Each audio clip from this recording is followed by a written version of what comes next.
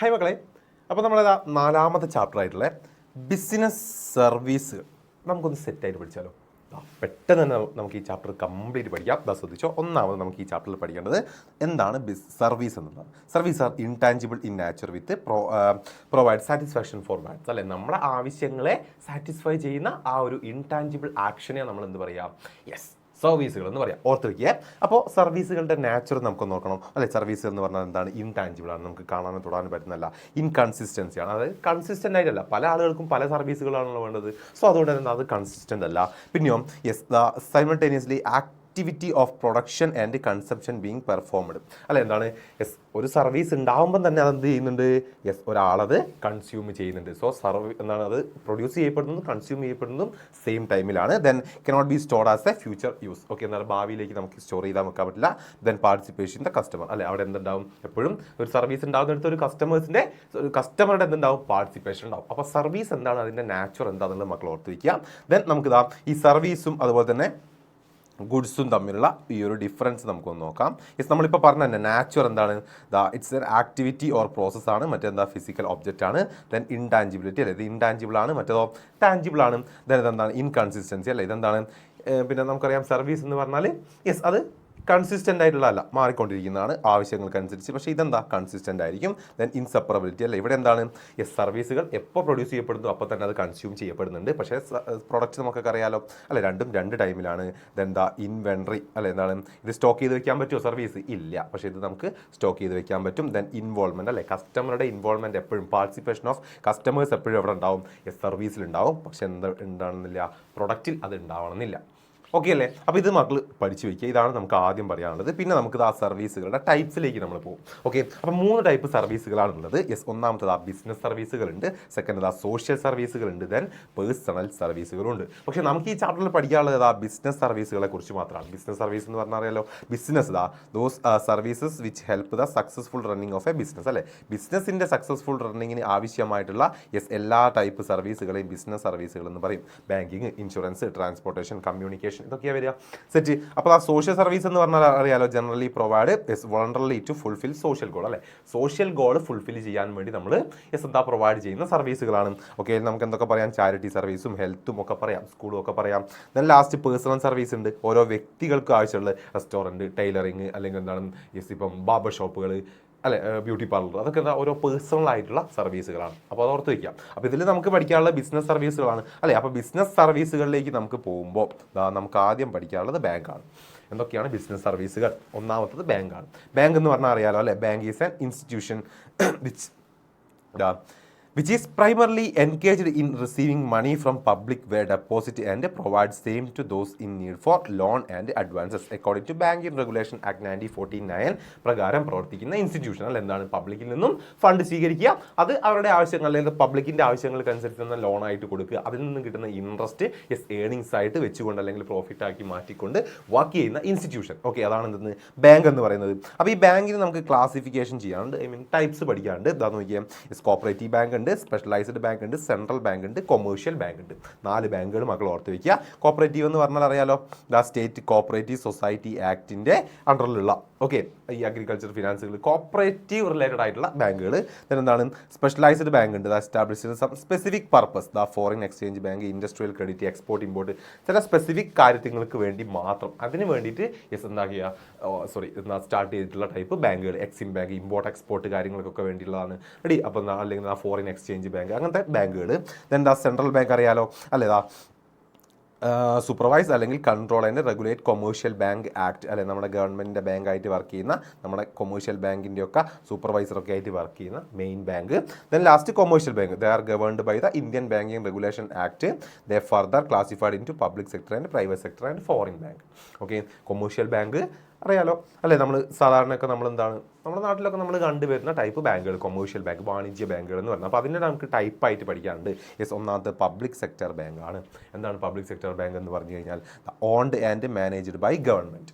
Okay, നമ്മുടെ ഇവിടെ ഒരു 27 പബ്ലിക് സെക്ടർ ബാങ്കുകളുണ്ട്, 19 നാഷണലൈസ് ചെയ്തുകൊണ്ടാണ് അതാക്കിയിട്ടുള്ളത് എന്നൊക്കെയുള്ള ജസ്റ്റ് ഒന്ന് മക്കൾ ഓർത്ത് വയ്ക്കുക. നമുക്ക് എക്സാമ്പിൾ പഠിക്കാം. SBI, Canara, corporative bank, SBT, Punjab national bank, ഇതൊക്കെ എന്തിൻ്റെ പബ്ലിക് സെക്ടർ ബാങ്കിൻ്റെ എന്താണ് എക്സാമ്പിളായി നമുക്ക് പറയാം. അങ്ങനെയെങ്കിൽ പ്രൈവറ്റ് സെക്ടർ ബാങ്കോ അതിൽ നമുക്ക് കിട്ടുമല്ലോ. പ്രൈവറ്റ് വ്യക്തികളോ അല്ലെങ്കിൽ കമ്പനികളോ മാനേജ് ചെയ്യുന്ന ടൈപ്പ് ബാങ്കുകളാണ് പ്രൈവറ്റ് ബാങ്കുകൾ. അല്ലെ, ഈ പ്രൈവറ്റ് ബാങ്കുകളും വർക്ക് ചെയ്യുന്ന അങ്ങനെ തന്നെയായിരിക്കും നമ്മുടെ ബാങ്കിങ് റെഗുലേഷൻ ആക്ട് പ്രകാരം തന്നെയായിരിക്കും വർക്ക് ചെയ്യുന്നതെന്ന് നമുക്ക് ഓർത്ത് വയ്ക്കാം. ഓക്കെ, നമ്മുടെ ഇപ്പം ICICI bank, HDFC, Federal, Dhanlaxmi bank, അതൊക്കെ നമുക്ക് അതിന് എക്സാമ്പിളായിട്ട് പറയാം. ദെൻ നമുക്ക് പഠിക്കേണ്ടതാണ് functions of commercial bank. Commercial ബാങ്കിൻ്റെ ഫംഗ്ഷൻസ് ഓക്കെ, സിമ്പിളാണ്, ഓർത്ത് വെച്ചോളൂ. ഒന്നാമത്തെ എന്താ, ഡെപ്പോസിറ്റ് ആക്സെപ്റ്റ് ചെയ്യുന്നു, അറിയാലോ. പബ്ലിക്കിൽ നിന്നും ഡെപ്പോസിറ്റ് ആക്സെപ്റ്റ് ചെയ്യുന്നു. അതെങ്ങനെയൊക്കെ ആക്സെപ്റ്റ് ചെയ്യാം? ഫിക്സ്ഡ് ഡെപ്പോസിറ്റ്, അറിയാലോ. ഒരു നിശ്ചിത കാലത്തേക്ക് എന്താണ് ഫിക്സഡ് ആയിട്ട് ആ ഒരു എമൗണ്ട് ഡെപ്പോസിറ്റ് സ്വീകരിക്കുക. കൂടുതൽ ഇൻട്രസ്റ്റ് ഒക്കെ എന്താണ് ആ ഒരു ഡെപ്പോസിറ്റ് ചെയ്യുന്ന വ്യക്തിക്ക് കിട്ടുന്ന ടൈപ്പ് ഡെപ്പോസിറ്റ് ആണ് ഇത് fixed deposit. Savings bank deposit ഉണ്ട്. എന്താ സേവിങ്സ്? അല്ല, these type of deposit help the mobilisation of saving of the general public to carry lower rate of interest than fixed. അല്ലെ, ഫിക്സഡിന്റെ കുറച്ച് താഴെ, ഫിക്സ്ഡ് എന്ന ഡെപ്പോസിറ്റിന്റെ അത്ര ഇൻട്രസ്റ്റ് കിട്ടാത്ത കുറച്ച് താഴ്ന്നിട്ടുള്ള ഏതാണ് ഡെപ്പോസിറ്റാണ് ഇത് സേവിങ്സ് എന്ന് പറയുന്നത്. നമ്മുടെ സേവിങ്സ് കപ്പാസിറ്റി ഒക്കെ കൂട്ടാൻ വേണ്ടി, അല്ലെങ്കിൽ നമ്മുടെ സേവിങ്സ് ഒക്കെ കൂട്ടാൻ വേണ്ടി ബാങ്ക് പ്രൊവൈഡ് ചെയ്യുന്ന ഡെപ്പോസിറ്റ് ആണ്. ഓക്കെ, അങ്ങനെയെങ്കിൽ കറണ്ട് ഡെപ്പോസിറ്റ് ഉണ്ട്. എന്താണ് കറണ്ട്? ഇവിടെ നമുക്ക് ഇൻട്രസ്റ്റും കാര്യങ്ങളും ഒന്നും ഉണ്ടാവില്ല, അല്ലെ. നമുക്ക് ഒരുപാട് ട്രാൻസാക്ഷൻസ് ഒക്കെ നടത്താൻ വേണ്ടിയിട്ടൊക്കെ യൂസ് ചെയ്യുന്ന ടൈപ്പ് അക്കൗണ്ട്സ് ആണ് ഇത് കറണ്ട് അക്കൗണ്ടുകൾ. ലിമിറ്റും കാര്യങ്ങളും ഒന്നും ഉണ്ടാവില്ല, ഒരു ദിവസം ഇത്ര ട്രാൻസാക്ഷനേ പറ്റുള്ളൂ, അങ്ങനെ ഒന്നും ഇല്ലാത്തതാണ് കറണ്ട് അക്കൗണ്ട്. ദെൻ എന്താണ് റിക്കറിംഗ് ഡെപ്പോസിറ്റ് ഉണ്ട്. റിക്കറിംഗ് എന്ന് പറഞ്ഞാൽ these type of accounts fixed amount is to be deposited regular interval for a fixed period of time. ഓരോ റെഗുലർ ഇന്റർവെല്ലിൽ നമ്മൾ ഒരു ഫിക്സ്ഡ് എമൗണ്ട് ഇങ്ങനെ ഡെപ്പോസിറ്റ് ചെയ്ത് പോവുക. ദെൻ അതിൻ്റെ മെച്യൂരിറ്റി പീരീഡ് ആകുമ്പോൾ ആ എല്ലാ എമൗണ്ടും അതുപോലെ തന്നെ അതിൻ്റെ ഇൻട്രസ്റ്റ് വിത്ത് നമുക്ക് തിരിച്ച് കിട്ടുന്ന ടൈപ്പ് അക്കൗണ്ടാണ് ഇത്. നമ്മുടെ റെഗുലർ ഡെപ്പോസിറ്റ് ഒന്ന് ഓർത്ത് വയ്ക്കുക. ദെൻ അപ്പോൾ ഇതാണ് ആദ്യത്തെ ബാങ്കിൻ്റെ കൊമേഴ്ഷ്യൽ ബാങ്കിൻ്റെ ഫംഗ്ഷൻ, ഡെപ്പോസിറ്റ് ആക്സെപ്റ്റ് ചെയ്യുക എന്നുള്ള ഫംഗ്ഷൻ. സെറ്റ് അല്ലേ? ഓക്കെ, അങ്ങനെയെങ്കിൽ അടുത്ത നോക്കിക്കോ. അടുത്തത് to be loan and advance. അറിയാലോ, സെക്കൻഡ് ബാങ്ക് നൽകുന്ന ഫംഗ്ഷൻ എന്തായിരിക്കും? അല്ലെ, ലോണുകളും അഡ്വാൻസുകളും പ്രൊവൈഡ് ചെയ്യുക എന്നുള്ളതാ. ക്യാഷ് ക്രെഡിറ്റ്, ഓവർ ഡ്രാഫ്റ്റ്, അതുപോലെ തന്നെ discounting of bill of exchange, അതുപോലെ തന്നെ ടേം ലോണുകൾ, ഇതുപോലുള്ള ലോണുകളും കാര്യങ്ങളൊക്കെ നമുക്ക് വേണ്ടിയിട്ട് പ്രൊവൈഡ് ചെയ്യുക എന്നുള്ളതാണ് സെക്കൻഡ്. അടുത്തെന്താ? ചെക്ക് ഫെസിലിറ്റീസ് അല്ലേ. Bank collect customers cheque drawn to other bank or two. Okay, cheque or bearer cheque ഉണ്ട്, എൻ ക്യാഷ്ഡ് ഇമ്മീഡിയറ്റ് ബാങ്ക് ചെക്കുകളുണ്ട്. ഓക്കെ, അതായത് എന്താ ചെക്ക് ഫെസിലിറ്റി, നമുക്ക് ഫണ്ട് വിഡ്രോ ചെയ്യാൻ അല്ലെങ്കിൽ മറ്റൊരാൾക്ക് ഫണ്ട് ട്രാൻസ്ഫർ ചെയ്യാൻ കൊടുക്കാനൊക്കെ ചെക്ക് എന്ന് പറയുന്ന ഒരു ഡെപ്റ്റ് ഇൻസ്ട്രുമെന്റ് നമുക്ക് യൂസ് ചെയ്യാൻ പറ്റും, അല്ലെ. അത് നമുക്ക് ബെയറർ ചെക്ക് ഉണ്ട്, അതുപോലെ തന്നെ ക്യാഷ് ഇമ്മീഡിയറ്റ് ക്യാഷ് ചെക്ക് ഉണ്ട്. അതായത് ഇമ്മീഡിയറ്റ് ക്യാഷ് ചെക്ക് എന്ന് പറഞ്ഞു കഴിഞ്ഞാൽ നമ്മുടെ ചെക്ക് കൊടുക്കുന്ന ആൾക്ക് സ്പോട്ടിൽ കയ്യിൽ തന്നെ തിരിച്ച് ഫണ്ട് എന്താക്കാൻ വിഡ്രോ ചെയ്ത് കൊണ്ടുപോകാം. ബെയറർ ചെക്ക് എന്ന് പറഞ്ഞു കഴിഞ്ഞാൽ എന്താണ്? അതുപോലെ തന്നെ ക്രോസ്ഡ് ചെക്ക് ഉണ്ട്. നമുക്ക് ആർക്കാണ് കൊടുക്കാനുള്ളത് ആ ഒരു വ്യക്തിയുടെ പേരിൽ, അല്ലെങ്കിൽ ആ വ്യക്തിയുടെ പേരിൽ നമ്മൾ കൊടുക്കുന്നതാണ് ഇത് ക്രോസ്ഡ് ചെക്ക് എന്ന് പറഞ്ഞാൽ. ആ ക്രോസ്ഡ് ചെക്ക് കൊണ്ടുപോയി കഴിഞ്ഞാൽ ആ ഒരു വ്യക്തിയുടെ അക്കൗണ്ട് ത്രൂ മാത്രമേ എന്ത് ചെയ്യാൻ പറ്റുള്ളൂ, നമുക്ക് ഫണ്ട് അയാൾക്ക് കൊടുക്കാൻ പറ്റുള്ളൂ. അത്തരത്തിലാണ് ഇത് ക്രോസ്ഡ് ചെക്കും കാര്യങ്ങളൊക്കെ മക്കളൊന്ന് ഓർത്ത് വയ്ക്കുക. ദെൻ അതർ സർവീസുകൾ, അതിൻ്റെ മുന്നേ റെമിറ്റൻസ് ഉണ്ട്, അല്ലെ. റെമിറ്റൻസ് ഓഫ് ഫണ്ട് എന്ന് പറഞ്ഞാൽ ബാങ്ക് നമുക്ക് തരുന്ന മറ്റൊരു ഫംഗ്ഷനാണ്. എന്താ? ഫണ്ട് ട്രാൻസ്ഫർ ചെയ്യാനുള്ള എന്താണ് ഫെസിലിറ്റികൾ. ഒരു സ്ഥലത്ത് നിന്നും മറ്റൊരു സ്ഥലത്തേക്കൊക്കെ ഫണ്ട് ട്രാൻസ്ഫർ ചെയ്യാം. നമുക്കത് പേ ഓർഡർ ആയിട്ടും മെയിൽ ഓർഡർ ആയിട്ടൊക്കെ ഫണ്ട് എന്താക്കാം, ട്രാൻസ്ഫർ ചെയ്യാം. ദെൻ ലാസ്റ്റത്താണ് അതർ സർവീസുകൾ. മറ്റ് സർവീസുകൾ നമ്മൾ ബില്ലുകൾ അടയ്ക്കുക, ടാക്സ് അടയ്ക്കുക, അല്ലെ. അങ്ങനത്തെ ഒരുപാട് റെന്റ് അടയ്ക്കുക, ഡിവിഡൻഡ് കളക്ട് ചെയ്യുക, പ്രീമിയം അടയ്ക്കുക, ഇൻഷുറൻസ് പ്രീമിയം അടയ്ക്കുക, അതുപോലത്തെ അതർ സർവീസുകളും ബാങ്ക് നമുക്ക് തരുന്നുണ്ട്, ഓർത്ത് വയ്ക്കുക. സെറ്റ് അല്ലേ? റെഡി? ദെൻ നമുക്ക് ഇവിടെ ഇലക്ട്രോണിക് ബാങ്കിങ് ഓർത്ത് വെച്ചോളൂ. ഇലക്ട്രോണിക് ബാങ്കിങ് എന്ന് പറഞ്ഞാൽ അറിയാലോ, അല്ലേ. നമ്മുടെ കയ്യിലുള്ള മൊബൈൽ ഫോൺ അല്ലെങ്കിൽ നമ്മുടെ പേഴ്സണൽ കമ്പ്യൂട്ടറും കാര്യങ്ങളൊക്കെ യൂസ് ചെയ്തുകൊണ്ട് ഇന്റർനെറ്റ് ത്രൂ നമ്മുടെ ബാങ്കിങ് സർവീസുകൾ എടുക്കുന്നതിന് എന്ത് പറയാം? ബാങ്കിങ് എന്ന് പറയാം. അപ്പോൾ ബാങ്കിങ് ഇമ്പോർട്ടൻ്റ് ആണ്, പഠിച്ചു വയ്ക്കുക. അതിൻ്റെ ഒരു ബെനിഫിറ്റും മക്കൾ പഠിച്ചു വെച്ചിരിക്കണം. അറിയാലോ, banking facility digital payment, promote transparency in the banking, provide 24 hour, അല്ലേ. നമുക്കറിയാം ട്രാൻസ്പെറൻസി ആണ്, നമുക്ക് എപ്പം വേണമെങ്കിലും അത്രത്തോളം ട്രാൻസ്പെറൻസി ആണ്. നമുക്ക് ഫുള്ള് കാര്യങ്ങൾ അതിലൂടെ ചെക്ക് ചെയ്യാൻ പറ്റും, അല്ലെ. ഏത് സർവീസുകളും ബാങ്കിങ്ങിലൂടെ നമുക്ക് ചെയ്യാൻ പറ്റും, അല്ലെ. എന്തൊക്കെ നടന്നു നമ്മുടെ അക്കൗണ്ട്സിൽ എന്നുള്ളതൊക്കെ നമുക്ക് കാണാൻ പറ്റും, അല്ലേ. അതല്ലാതെ ഡയറക്റ്റ് ബാങ്കിലൊക്കെ പോകുകയാണെങ്കിൽ നമുക്കറിയാം പാസ്ബുക്ക് ഒക്കെ പണ്ടില്ലായിരുന്നു, നമ്മുടെ ട്രാൻസാക്ഷനൊക്കെ ഏതെന്ന് അറിയാം. പക്ഷെ ഇപ്പം അങ്ങനെയാണോ? അല്ല, അല്ലേ. പിന്നെ അതുപോലെ തന്നെ 24/365, അല്ലെ. എല്ലാ ദിവസവും എല്ലാ സമയവും നമുക്ക് എന്താക്കാം, യൂസ് ചെയ്യാൻ പറ്റുന്നതാണ്. പിന്നെ make some permit, customers can make some permitted transaction from officer or house or while travelling, അല്ലെ. ട്രാവൽ ചെയ്യുന്ന സമയത്തൊക്കെ നമ്മുടെ ആ ഒരു കംഫർട്ട് ടൈമിൽ എപ്പോഴാണോ നമുക്കത് യൂസ് ചെയ്യാൻ പറ്റും, ഫണ്ടൊക്കെ ട്രാൻസ്ഫർ ചെയ്യാൻ പറ്റും. പിന്നെ അതുപോലെ തന്നെ disciplinary by recording of each transaction, ഓരോ ട്രാൻസാക്ഷൻ റെക്കോർഡ് ചെയ്യുന്നതിനും ഒരു ഡിസിപ്ലിൻ ഉണ്ടാകുന്നുണ്ട്. Okay, then unlimited access to bank, അല്ലെ. നമുക്ക് എപ്പം വേണമെങ്കിലും ബാങ്കായിട്ട് ഒരു കണക്ഷൻ കീപ്പ് ചെയ്യാൻ പറ്റും, അല്ലെ, ബാങ്കിങ് ത്രൂ. അപ്പോൾ ഇതൊക്കെ എന്താണ് ബാങ്കിങ്ങിൻ്റെ ഒരു അഡ്വാൻറ്റേജ് ആയിട്ട് മക്കൾ പഠിച്ചു വയ്ക്കുക. ദെൻ ബാങ്കിങ് കഴിഞ്ഞാൽ നമ്മൾ അടുത്ത നമ്മുടെ എന്താണ് ബിസിനസ് സർവീസാണ് ഇൻഷുറൻസ്. ഇൻഷുറൻസ് എന്ന് പറഞ്ഞാൽ പഠിച്ചു വെച്ചോളാം. ഇൻഷുറൻസ് എന്ന് പറയുന്ന ഒരു അഗ്രിമെൻ്റ് ആണ് between insured and insurer. Okay, ഇൻഷുററും ഇൻഷുർഡും തമ്മിലുള്ള ഒരു അഗ്രിമെൻറ്റ് നമ്മൾ എന്ത് പറയുക, ഇൻഷുറൻസ് എന്ന് പറയുക. Undertake to indemnity of loss അല്ലേ, ഒരു ലോസിനെതിരെയുള്ള എന്താണ് ഒരു പരിഹാരം എന്നുള്ള രീതിയിൽ, അല്ലെങ്കിൽ എന്താണ് അതിനുള്ള ആ ഒരു ലോസ് നികത്തുക, ആ ഒരു അഗ്രിമെൻ്റ് ആണ് ഇത് നമ്മുടെ ഇൻഷുറൻസ് എന്ന് പറഞ്ഞു കഴിഞ്ഞാൽ. അപ്പോൾ ഇൻഷുറർ ഉണ്ട് അല്ലേ, the person who undertake the റിസ്ക്കും, ദെൻ ഇൻഷുർഡ് ഉണ്ട് the person who risk is undertaken അല്ലെ. ഇൻഷുറർ എന്ന് പറഞ്ഞാൽ നമ്മുടെ കമ്പനിയാണെന്ന് ഓർത്ത് വയ്ക്കുക. ഇൻഷുർഡ് എന്ന് പറഞ്ഞാൽ നമ്മൾ പീപ്പിൾസ് അല്ലേ, നമ്മളിത് ആക്കുന്ന ആളുകൾ. ഓക്കെ, ദെൻ പോളിസി ഉണ്ട്, ആ ഒരു അഗ്രിമെൻറ്റ് കോൺട്രാക്റ്റ് ആണ് പ്രീമിയം, നമ്മൾ അതിന് അടയ്ക്കുന്ന എമൗണ്ട് ആണ് ഇത് പ്രീമിയം എന്ന് പറഞ്ഞു കഴിഞ്ഞാൽ. അപ്പോൾ ഈ ഇൻഷുറൻസിൻ്റെ ഫംഗ്ഷൻസ് മക്കളൊന്ന് ഓർത്തേക്ക്. ഒന്നാമത്തത് പ്രൊവൈഡ് അൺസർട്ടനിറ്റി അല്ലേ, അൺസർട്ടനായിട്ട് സംഭവിക്കുന്ന കാര്യങ്ങൾ നമുക്ക് കൃത്യമായിട്ട് മനസ്സിലാക്കി അതിനെതിരെ ഒരു ഇൻഡെനിറ്റി നമുക്ക് കിട്ടും. ദെൻ പ്രൊട്ടക്ഷൻ തരുന്നുണ്ട്, പിന്നെ റിസ്ക് ഷെയർ ചെയ്യപ്പെടുകയാണ്, പിന്നെ ഒരു ക്യാപിറ്റൽ ഫോർമേഷനും ഉണ്ട്. ഓക്കെ, നമ്മൾ ഇതിലൂടെ കൊടുക്കുന്ന ഒരുപാട് ഫണ്ടുകളൊക്കെ ഉണ്ടല്ലോ, അതെന്താ ചെയ്യാം, ഇൻഷുറൻസ് കമ്പനികൾ മറ്റ് ഗവൺമെൻറ് അല്ലെങ്കിൽ ക്യാപിറ്റൽ ഫോർമേറ്റ് ചെയ്യാൻ പറ്റുന്ന ടൈപ്പ് മറ്റ് സ്ഥാപനങ്ങളിലൊക്കെ ഇൻവെസ്റ്റ് ചെയ്യുക, അങ്ങനത്തെ കാര്യങ്ങൾക്കായി യൂസ് ചെയ്യുക. സോ ക്യാപിറ്റൽ ഫോർമേഷൻ ഉണ്ട്, അതുപോലെ തന്നെ റിസ്ക് ഷെയറിംഗ് ഉണ്ട്. ഓക്കെ, അതൊക്കെ നമുക്ക് ഇതിന് ഇതിൻ്റെ ഫംഗ്ഷനായിട്ട് പറഞ്ഞു വെക്കാൻ പറ്റുന്ന കാര്യമാണ്. ദെൻ നമുക്ക് പഠിക്കേണ്ട അടുത്ത ഇമ്പോർട്ടൻറ്റ് കാര്യം പ്രിൻസിപ്പിൾസ് ആണ്. ഓരോ പ്രിൻസിപ്പിൾസും മക്കൾ പഠിച്ചു വെച്ചോ. ഒന്നാമത് principle of utmost good faith എന്നതാണ്. ഇമ്പോർട്ടൻ്റ് ആണ്, പ്രിൻസിപ്പിൾ ചോദിക്കാതെ നിങ്ങൾക്കൊരു ക്വസ്റ്റ്യൻ ഉണ്ടാവില്ല, എക്സാം ഉണ്ടാവില്ല. സോ ഒന്നാമത്തെ അറ്റ്മോസ്റ്റ് ഗുഡ് ഫെയ്ത്ത് നമുക്കറിയാം. നമ്മുടെ ഇൻഷുറൻസ് എന്ന് പറഞ്ഞു കഴിഞ്ഞാൽ അത് വിശ്വാസത്തിന്മേലുള്ള ഒരു അഗ്രിമെൻ്റ് ആണ്. അതെല്ലാ കാര്യങ്ങളും ഇൻഷുററും എന്ത് ചെയ്യണം, എല്ലാ കാര്യങ്ങളും പരസ്പരം ഷെയർ ചെയ്തിരിക്കണം. അതാണ് ഇവിടെ പറയുന്നത് പ്രിൻസിപ്പിൾ ഓഫ് അറ്റ്മോസ്റ്റ് ഗുഡ് ഫെയ്ത്തിൽ പറയുന്നത്. അപ്പോൾ അടുത്ത മക്കളേതാ പ്രിൻസിപ്പിൾ ഓഫ് ഇൻഷുറബിൾ ഇൻട്രസ്റ്റ് ആണ്. പ്രിൻസിപ്പിൾ ഓഫ് ഇൻഷുറബിൾ ഇൻട്രസ്റ്റ് എന്ന് പറഞ്ഞു കഴിഞ്ഞാൽ നമ്മളൊരു ഇൻഷുറൻസ് എടുക്കുമ്പോൾ അല്ലെ, നമ്മൾ എടുക്കാൻ പോകുന്ന ആ ഒരു ഐറ്റം, ഓക്കെ, അത് എന്ത് തന്നെയാണല്ലോ, ഒരു വീടായാലും അല്ലെങ്കിൽ ഒരു വാഹനമായാലും എന്ത് തന്നെയായാലും അതിൽ നിന്നും അതിനൊരു ലോസ് സംഭവിച്ചാൽ നമുക്കൊരു ഫിനാൻഷ്യലി ഒരു ബേർഡൻ ഉണ്ടാവണം അല്ലെ, ഫിനാൻഷ്യലി നമുക്കൊരു ലോസ് സംഭവിക്കണം. അത്തരത്തിലുള്ള ടൈപ്പ് സാധനങ്ങളെ നമുക്ക് എന്ത് ചെയ്യാൻ പറ്റുള്ളൂ, ഇൻഷുർ ചെയ്യാൻ പറ്റുകയുള്ളൂ. ഓക്കെ, അതാണ് ഇവിടെ പറയുന്നത്. ഇൻഷുറബിൾ ഇൻട്രസ്റ്റ് നമുക്ക് ഉണ്ടായിരിക്കണം. ഇതിനടുത്തതാ പ്രിൻസിപ്പിൾ ഓഫ് ഇൻഡെമിനിറ്റി. ഇൻഡെമിനിറ്റി എന്ന് പറഞ്ഞാൽ നമുക്കതിൻ്റെ പകരം തരിക എന്നുള്ളതാണ് അല്ലേ. ഒരു ലോസ് സംഭവിച്ചു കഴിഞ്ഞാൽ അതിന് നമുക്ക് ഒരു പകരം എമൗണ്ട് കിട്ടും. It means the event of occurrence of loss അല്ലെ, ആ ഒരു ലോസിന് എതിരെ നമുക്ക് അത് നികത്തി കിട്ടും, ഇൻഡെംനിഫൈഡ് ആണ്. Okay, yes. അപ്പോൾ അതാണ് നമ്മുടെ ഇൻഷുറൻസിലൂടെ നമ്മൾ ചെയ്യുന്നത്. ഓക്കെ, നമുക്ക് ഒരു ലോസ് സംഭവിച്ചു കഴിഞ്ഞാൽ അതെന്ത് കിട്ടുന്നു, നെഗറ്റീവ് കിട്ടുന്നു. പക്ഷേ because of the loss due to death of a insure cannot be measured in terms of money cannot be sufficient to compensate for the loss. പക്ഷേ ലൈഫ് ഇൻഷുറൻസ് നമുക്ക് ചെയ്യാൻ പറ്റുമോ, ഇല്ല അല്ലേ. അത് നിങ്ങൾ ഓർത്ത് വയ്ക്കുക. ലൈഫ് ഇൻഷുറൻസ് എന്ന് പറഞ്ഞാൽ എന്താണ്, ഒരിക്കലും ഒരു ഇൻഡെമിനിറ്റി ബേസ്ഡ് ഇൻഷുറൻസ് അല്ല എന്ന് മാത്രം ജസ്റ്റ് ഒന്ന് ഓർത്ത് വയ്ക്കുക.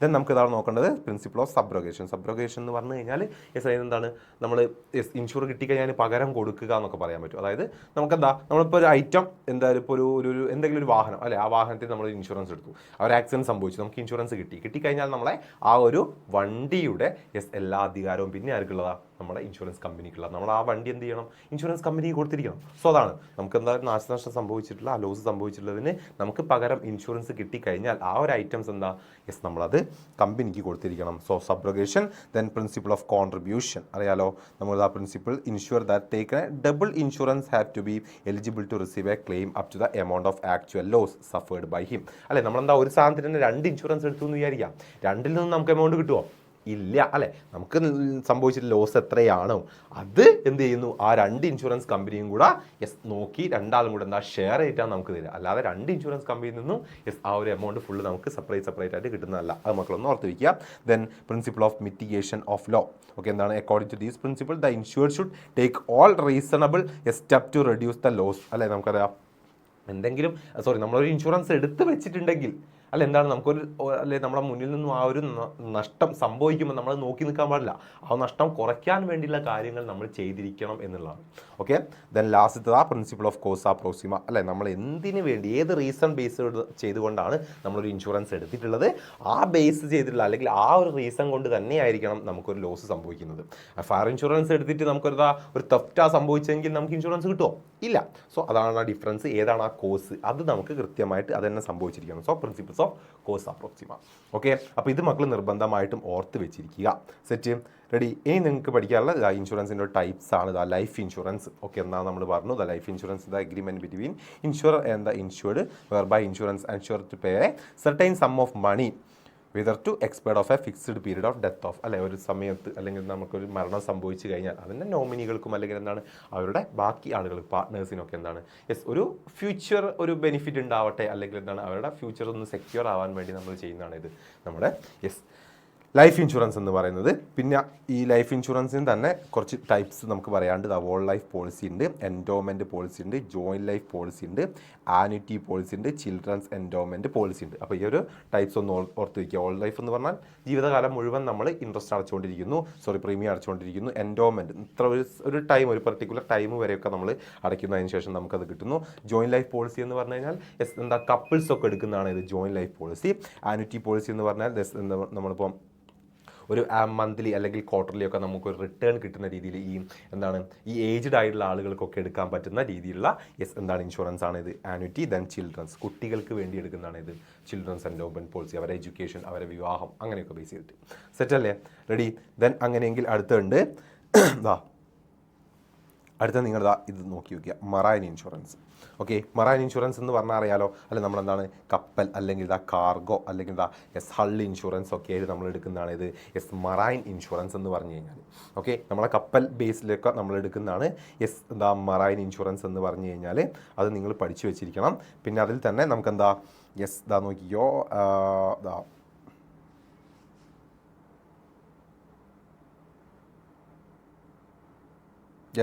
സോറി സാർ കണ്ടില്ല. ഓക്കെ, ഫയർ ഇൻഷുറൻസ് ഉണ്ട്. ഫയർ ഇൻഷുറൻസ് എന്ന് പറഞ്ഞാൽ it is the insurance undertaken to indemnity the loss caused the insure due to fire. അല്ലെ, two condition must be satisfied to make the claim for the loss. ഒന്നാമത്തെ there must be a fire and must be accidental. Okay, fire insurance നമ്മൾ എന്തിനു വേണ്ടി തീപിടുത്തത്തിൽ നിന്ന് എതിരായി നമ്മൾ എടുത്തു വെക്കുന്നു അല്ലേ. പക്ഷേ അവിടെ രണ്ട് കാര്യങ്ങൾ സംഭവിക്കണം. ഒന്നെന്താ, ഫയർ ഇൻഷുറൻസ് എടുത്താൽ തീപിടുത്തത്തിൽ തന്നെ നമുക്ക് നാശനഷ്ടം സംഭവിക്കണം. രണ്ടാമത്തെ കാര്യം, ആ തീപിടുത്തം എന്ന് പറയുന്നത് എന്തായിരിക്കണം, ആക്സിഡൻ്റിലായിരിക്കണം, അല്ലാതെ നമ്മൾ അറിഞ്ഞുകൊണ്ട് തീടാൻ പാടില്ല. ഓക്കെ അല്ലേ, അത് ഒന്ന് ഓർത്ത് വയ്ക്കുക. റെഡി. പിന്നെ മെറൈൻ ഇൻഷുറൻസും അതുപോലെ തന്നെ ഫയർ ഇൻഷുറൻസും ആണ് മക്കൾ മെയിനായിട്ട് ഓർത്ത് വെക്കേണ്ട കാര്യം. ദെൻ അതിലെ ലൈഫ് ഇൻഷുറൻസും. ഈ മൂന്നെണ്ണമാണ് ഇൻഷുറൻസിൻ്റെ ടൈപ്പായിട്ട് മക്കൾ ഓർത്ത് വെക്കേണ്ടത്. മറ്റ് ഇൻഷുറൻസുകളുണ്ട്, അതായത് ഇപ്പോൾ ഹെൽത്ത് ഇൻഷുറൻസ്, അതുപോലെ തന്നെ fertility insurance, motor vehicle, crop, അതൊക്കെ ജസ്റ്റ് പേര് ജസ്റ്റ് ഒന്ന് ഓർത്ത് വെച്ചാൽ മതി. നമ്മൾ ഈ രണ്ട് ആണ് മെയിനായിട്ടുള്ളത്. അതാ മറൈൻ ഇൻഷുറൻസും അതുപോലെ തന്നെ ഫയർ ഇൻഷുറൻസും. മറൈൻ ഇൻഷുറൻസിൽ നമുക്കറിയാം ഷിപ്പ് ഇൻഷുറൻസ് ഉണ്ട്, അല്ലെങ്കിൽ ഹൾ ഇൻഷുറൻസ് ഉണ്ട്, hull insurance, freight insurance, cargo insurance. ഇത് മൂന്നും ഉണ്ട്. കാർഗോ എന്ന് പറഞ്ഞാൽ നമ്മൾ ഷിപ്പിൽ കൊണ്ടുപോകുന്ന സാധനത്തിന് വേണ്ടി എടുക്കുന്നത്. ഹൾ എന്ന് പറഞ്ഞാൽ ഷിപ്പിന് വേണ്ടി എടുക്കുന്നത്, അല്ലെങ്കിൽ ഷിപ്പ് ഇൻഷുറൻസ്. അതല്ലെങ്കിൽ ലാസ്റ്റ് ഫ്രൈറ്റ് എന്ന് പറഞ്ഞാൽ നമ്മൾ കടത്തുകൂലി, അല്ലെ, ഒരു സാധനം മറ്റൊരു സ്ഥലത്ത് എത്തിക്കുമ്പോൾ അതവിടെ കൃത്യമായിട്ട് എത്തിക്കാൻ പറ്റിയിട്ടില്ലെങ്കിൽ നമുക്ക് കിട്ടേണ്ട ആ ഒരു ട്രാൻസ്പോർട്ടേഷൻ ചാർജ് കിട്ടുമോ? ഇല്ല അല്ലേ. അപ്പോൾ അതിനെതിരെ നമ്മൾ എടുക്കുന്നതാണ് ഇത് ഫ്ലൈറ്റ് ഇൻഷുറൻസ്. അപ്പോൾ അത് മൂന്നും മക്കൾ ഓർത്ത് വയ്ക്കുക. സെറ്റ് അല്ലേ, റെഡി. ദെൻ നമുക്കിവിടെ നോക്കേണ്ടത് അടുത്തത് കമ്മ്യൂണിക്കേഷനാണ്. അടുത്ത നമ്മുടെ മെയിൻ ആയിട്ടുള്ള കമ്മ്യൂണിക്കേഷൻ സർവീസുകൾ. ഓക്കെ, അപ്പോൾ കമ്മ്യൂണിക്കേഷൻ സർവീസുകളിൽ നമുക്ക് പഠിക്കാനുള്ളത് നോക്കിയേ, പോസ്റ്റൽ സർവീസുകൾ, കൊറിയർ സർവീസുകൾ, ഇലക്ട്രോണിക് മീഡിയ, ടെലികോം സർവീസുകൾ. ഇങ്ങനെയാണ് മോഡ്സ് ഓഫ് കമ്മ്യൂണിക്കേഷൻ നമ്മൾ ഇങ്ങനെയാണ് ഡിവൈഡ് ചെയ്തിട്ടുള്ളത്. അപ്പോൾ പോസ്റ്റൽ എന്ന് പറഞ്ഞാൽ അറിയാലോ, Indian postal service, various services അല്ലെ, പോസ്റ്റ് ഓഫീസ് ത്രൂ നമ്മൾ ചെയ്യുന്ന സർവീസുകളാണ്. അതായത് 22 പോസ്റ്റൽ സർവീസ് എന്ന സർക്കിളുകളുണ്ട് നമ്മുടെ രാജ്യത്ത്. ആ 22 പോസ്റ്റൽ സർക്കിളുകളാണ് എന്ത് ചെയ്യുക, നമ്മളെ ഓരോ ഏരിയാസിലെയും ഈ പോസ്റ്റ് ഓഫീസ് സർവീസുകൾ എന്ത് ചെയ്യാം, ഡീൽ ചെയ്യുന്നത്. അപ്പോൾ അതിൽ തന്നെ മെയിൽ ഫെസിലിറ്റി ഉണ്ട്, ഫിനാൻഷ്യൽ ഫെസിലിറ്റീസും തരുന്നുണ്ട്. തന്നെ അതുപോലെ തന്നെ മറ്റ് സർവീസുകൾ. ഓക്കെ, പോസ്റ്റൽ സർവീസ് മെയിൽ എന്ന് പറഞ്ഞാൽ നമുക്ക് രജിസ്റ്റേർഡ് പോസ്റ്റ് അല്ലെങ്കിൽ ഇൻഷുർഡ് പോസ്റ്റ് സർട്ടിഫിക്കറ്റ് ഒക്കെ നമുക്ക് പോസ്റ്റ് ചെയ്യാം അല്ലെ, പോസ്റ്റ് ത്രൂ നമ്മൾ മറ്റൊരു സ്ഥലത്തേക്ക് അയക്കുക. പിന്നെയോ ഫിനാൻഷ്യൽ ഫെസിലിറ്റീസ് ഉണ്ട്. അതായത് നമുക്ക് ഇതുപോലെ various scheme like national service facility, Kisan Vikas Patra, അതുപോലെ തന്നെ റിക്കറന്റ് ഡെപ്പോസിറ്റുകൾ. നമുക്ക് ഈ ബാങ്കിലൊക്കെ തുടങ്ങാൻ പറ്റുന്ന പോലത്തെ അക്കൗണ്ട്സ് എവിടെ തുടങ്ങാം, പോസ്റ്റ് ഓഫീസ് സർവീസുകൾ തുടങ്ങാൻ പറ്റും. ഓക്കെ, അപ്പോൾ അതുപോലുള്ള സർവീസുകൾ, ഫിനാൻഷ്യൽ സർവീസുകൾ നമുക്ക് കിട്ടുന്നുണ്ട്. പിന്നെ മറ്റ് അതർ സർവീസ് അല്ലേ, സ്പീഡ് പോസ്റ്റ്, ഇ പേയ്മെന്റ്, അതുപോലെ തന്നെ മെയിൽ ഓർഡർ ഫെസിലിറ്റീസ്, അതുപോലെ തന്നെ മറ്റ് ഫോമുകൾ അയക്കുക. അങ്ങനത്തെ ഒരുപാട് ഫെസിലിറ്റീസ് വേറെ നമുക്ക് എവിടെ പറയാം, പോസ്റ്റൽ സർവീസിൽ പറയാം. ഓർത്ത് വയ്ക്കുക. ദെൻ അതിൽ കൊറിയർ ഉണ്ട്, ഇലക്ട്രോണിക് മീഡിയ ഉണ്ട്, ദെൻ ദ ടെലികോം സർവീസുകളും നമുക്ക് അടുത്തതായിട്ട് പറയാണ്ട്. യെസ്, അപ്പോൾ കൊറിയർ എന്താ, കൊറിയർ സർവീസ് അറിയാലോ അല്ലേ, നമ്മൾ കൊറിയർ അയക്കുക, messenger carry, letter, document or പാർസലായിട്ടും ലെറ്ററായിട്ടും ഒക്കെ നമ്മൾ കൊറിയർ അയക്കുന്നു. ദെൻ ഇലക്ട്രോണിക് മീഡിയ അല്ലെ, അറിയാലോ ഗ്ലോബൽ നെറ്റ്വർക്ക് ഓഫ് കമ്പ്യൂട്ടർ അല്ലെ, ഇമെയിൽ ത്രൂ, ഫാക്സ് ത്രൂ, അല്ലെങ്കിൽ എന്താണ് മറ്റ് കാര്യങ്ങളിലൂടെയൊക്കെ നമ്മളെന്താണ് മെയിൽ അയക്കുക, അല്ലെങ്കിൽ ഇലക്ട്രോണിക് ത്രൂ നമ്മൾ കമ്മ്യൂണിക്കേറ്റ് ചെയ്യുന്ന yes method. Then last telecom service. Telecom അറിയാലോ, നമ്മളിതാ വോയിസ് മെയിൽ, അല്ലെങ്കിൽ ഇതാ മൊബൈൽ ഫോൺ ഇൻക്ലൂഡ് ചെയ്ത്, അല്ലെങ്കിൽ ടെലിഫോൺ ഇൻക്ലൂഡ് ചെയ്ത്, അല്ലെങ്കിൽ DTH കേബിൾ സർവീസുകൾ, VSAT, very small aperture terminal അല്ലെ, നമ്മൾ സാറ്റലൈറ്റ് ത്രൂ, ഇങ്ങനത്തെ കമ്മ്യൂണിക്കേഷനാണ് ഇവിടെ വരിക, ടെലികോം സർവീസിൽ വരിക. ഓർത്ത് വെച്ചുകൂടാ. ഓക്കെ അല്ലേ. ദെൻ ലാസ്റ്റ് ട്രാൻസ്പോർട്ടേഷനും വെയർ ഹൗസും ആണ്. ട്രാൻസ്പോർട്ടേഷൻ എന്ന് പറഞ്ഞാൽ അറിയാലോ, സാധനങ്ങൾ നമ്മൾ അയക്കുക എന്നുള്ളതാണ് ഒരു സ്ഥലത്ത് നിന്നും മറ്റൊരു സ്ഥലത്തേക്ക് അല്ലേ. അതിന് നമുക്ക് എന്താ ഏറ്റവും ബെറ്റർ ആയിട്ട് വേണ്ടത്, യെസ്, നമ്മുടെ നല്ല ഇൻഫ്രാസ്ട്രക്ചർ ഫെസിലിറ്റീസ് ആണ്. ദെൻ ലാസ്റ്റ് നമ്മുടെ ബിസിനസ് സർവീസ് വെയർ ഹൗസ് ആണ്. വെയർ ഹൗസ് എന്ന് പറഞ്ഞാൽ അറിയാലോ, സ്റ്റോറേജ് ഫെസിലിറ്റീസ് ആണ് അല്ലേ, ഗുഡ്സ് ഒക്കെ സ്റ്റോറേജ് ചെയ്ത് വെക്കാൻ പറ്റുന്ന അല്ലേ.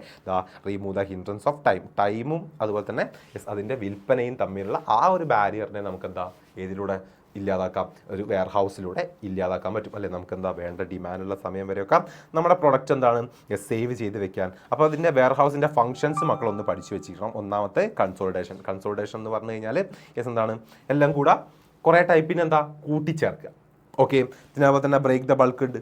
ഓക്കെ, അതായത് ഒരുമിച്ച് വന്നതിന് നമ്മൾ എന്താക്കുക, യെസ് ഒരുമിച്ച് വന്ന ഒരു വലിയ ബൾക്ക് പ്രൊഡക്ട്സിന് എന്താക്കുക, വേണ്ട ആവശ്യങ്ങൾക്കനുസരിച്ച് നമ്മളെന്താ യെസ് അത് ബ്രേക്ക് ചെയ്ത് കുറച്ചായിട്ട് കൊടുക്കുക. ഓക്കെ, പിന്നെ എന്ത് സ്റ്റോറേജ് ഓഫ് ഗുഡ്സ് അല്ലേ, ഗുഡ്സ് സ്റ്റോറേജ് ചെയ്യുന്നു. പിന്നെ വാല്യൂ ആഡഡ് സർവീസ് അല്ലെ, മറ്റ് സർവീസുകൾ, അതായത് ഗ്രേഡിങ്, പാക്കേജിങ്, ലാബലിങ് പോലുള്ള സർവീസുകൾ ആര് തരുന്നുണ്ട്, വെയർ ഹൗസിങ്. പിന്നെ പ്രൈസ് സ്റ്റെബിലൈസേഷനും ഫിനാൻസിങ്ങും ഉണ്ട്. പ്രൈസ് സ്റ്റെബിലൈസേഷൻ എന്ന് പറഞ്ഞു കഴിഞ്ഞാൽ യെസ് എന്താ, നമ്മളൊരു പ്രൊഡക്റ്റ് ഡിമാൻഡ് ഇല്ലാത്ത സമയത്ത് നമുക്ക് എന്താ വെയർ ഹൗസിൽ സൂക്ഷിച്ച് വെച്ച് അത് ഡിമാൻഡ് ഉള്ളവരെ എന്താ കീപ്പ് ചെയ്യാൻ പറ്റും. സോ അങ്ങനെ എന്താ അതിൻ്റെ പ്രൈസ് എപ്പോഴും യെസ് സ്റ്റേബിളായിട്ട് കീപ്പ് ചെയ്യാൻ പറ്റും. ഇതിനടുത്ത് എന്താ ഫിനാൻഷ്യൽ സർവീസ് അല്ലെ, മാനുഫാക്ചേഴ്സിനും മറ്റ് കസ്റ്റമേഴ്സിനും കൺസ്യൂമേഴ്സിനും ഒക്കെ ആര് വെയർ ഹൗസിൻ്റെ ത്രൂ നമുക്ക് എന്താ പല ഫിനാൻഷ്യൽ ഫെസിലിറ്റീസും പ്രൊവൈഡ് ചെയ്യുന്നുണ്ട്. അതൊന്ന് ഓർത്ത് വയ്ക്കുക. പിന്നെ ഈ ഇതിൻ്റെ ടൈപ്പും വെയർ ഹൗസിൻ്റെ ടൈപ്പ് പ്രൈവറ്റ് വെയർ ഹൗസ് ഉണ്ട്, യെസ് ബിസിനസ് അല്ലെങ്കിൽ ഏതെങ്കിലും ഒരു കമ്പനി കീപ്പ് അല്ലെ അവരുടേതായിട്ടുള്ള ആവശ്യങ്ങൾക്ക് അവർ കീപ്പ് ചെയ്യുന്നതാണ് ഇത് പ്രൈവറ്റ് വെയർ ഹൗസ്. കോപ്പറേറ്റീവ് സൊസൈറ്റിയുടെ അണ്ടറിലുള്ളതാണ് കോപ്പറേറ്റീവ്. ദെൻ ഗവൺമെൻറ് ഉണ്ട്, ഗവൺമെൻറ്റിൻ്റെ അണ്ടറിലുള്ളത് പബ്ലിക് ഉണ്ട്. യെസ് ഓൺഡ് ബൈ ഏജൻസീസ് ആണ്, അത് പബ്ലിക്കിന് വേണ്ടി ഒരു ഫീ കൊടുത്തുകൊണ്ട് അവർക്ക് യൂസ് ചെയ്യാൻ പറ്റുന്നതാണ് ഇത്. യെസ് ദെൻ ബോണ്ടഡ് ഉണ്ട്, അത് നമ്മളെന്താണ് ഇപ്പം ഗുഡ്സ് ഇപ്പോൾ എക്സ്പോർട്ട് ഇമ്പോർട്ട് ഗുഡ്സൊക്കെ ചെയ്യുന്ന സമയത്ത് നമ്മുടെ പോർട്ടിലൊക്കെ ഉണ്ടാകുന്നതാണ് ബോണ്ടഡ് വെയർ ഹൗസുകൾ എന്ന് പറയുന്നത്. പോർട്ടിൽ നമ്മളെന്താ അതിൻ്റെ ഫ്രൈറ്റ് ചാർജൊക്കെ അടയ്ക്കുന്നതിന് മുൻപ് അതിൻ്റെ ഇൻസ്പെക്ഷനും കാര്യങ്ങൾക്കൊക്കെ വേണ്ടി എന്താ പ്രൊഡക്റ്റ് നമ്മൾ അവിടെ സ്റ്റോറേജ് ചെയ്ത് വെക്കാൻ വേണ്ടി സെറ്റ് ചെയ്തിട്ടുള്ളതാണ് ഇത് ബോണ്ട് വെയർ ഹൗസുകളെന്നും മക്കളൊന്ന് ഓർത്ത് വയ്ക്കുക. ഓക്കെ അല്ലേ. അപ്പോൾ ഇത്രയും കാര്യങ്ങളാണ് നമുക്ക് ഈ ചാപ്റ്ററിൽ പഠിക്കാനുള്ളത് ബിസിനസ് സർവീസുകളിൽ. യെസ് അപ്പോൾ അതൊന്ന് ഓർത്ത് വയ്ക്കുക. യെസ് അതിൽ ബിസിനസ് സർവീസിലെ ഈ ഒരു 5 എണ്ണം ഓക്കെ, ഇൻഷുറൻസ് ഒക്കെ അത്രത്തോളം ഇമ്പോർട്ടൻ്റ് ആണ്, അത് ഓർത്ത് വയ്ക്കുക. സെറ്റ് അല്ലേ. അപ്പോൾ അടിപൊളിയായിട്ട് പഠിക്കുക. ബൈ.